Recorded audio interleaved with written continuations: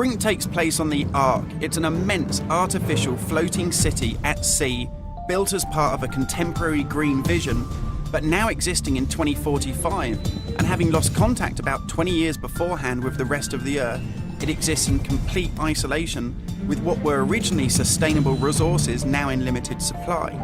The result of this is that competing social factions have been thrown into an isolated and horrific conflict. We're heading to the Ark's airport.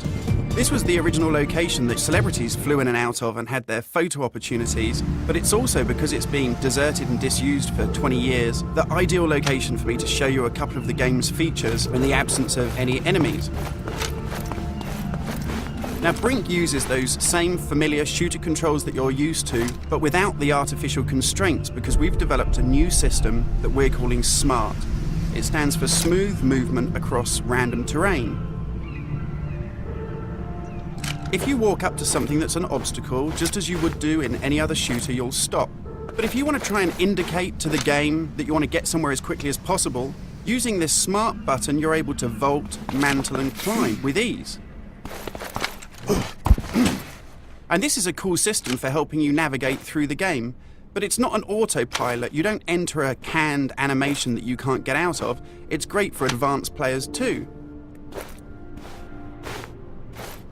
If you're approaching an obstacle like a security sensor, and you want to make it through that obstacle without perhaps alerting the enemy to your presence, you could just look up and you'll mantle up and over that automatically. And by the same token, if you use your same SMART button just running towards something and looking down, you'll indicate to the game that you're able to slide under something. And this is really important because in Brink, we want you to be able to make tactical decisions about where you go and how you play. It's not a rail shooter where you're on a kind of minecart witnessing canned cinematics. And that's important too, because in Brink, irrespective of whether you play offline or online, you can create a cool identity for yourself that really reflects how you want to play the game. So in Brink, you take on a combat role that suits your preferred playing style, whether you're on the front line attacking the enemy or perhaps at the rear doing support.